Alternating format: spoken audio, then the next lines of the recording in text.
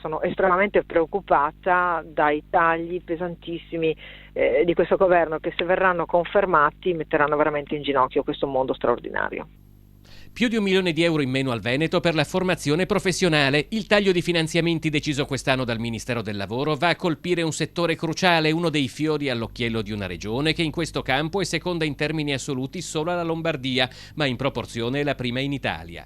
La preoccupazione è forte non solo per il venir meno di un servizio che sta contribuendo alla formazione di oltre 19.000 ragazzi, ma anche perché mette in pericolo l'occupazione di tutti coloro che sono impegnati nel comparto. Si tratta di una grande industria, 2.400 persone e la stima è in difetto, perché pensiamo a tutti i collaboratori anche che saltuariamente si occupano di formazione. Un mondo del lavoro importante che rischia di essere mandato a casa dai tagli del governo. Il Veneto, che quest'anno si è visto tagliare complessivamente 400 milioni, vale a dire quasi un quarto delle risorse nella disponibilità della regione, sta pagando un prezzo altissimo alla politica di austerity di quest'ultimo periodo. La regione è al lavoro per limitare i danni.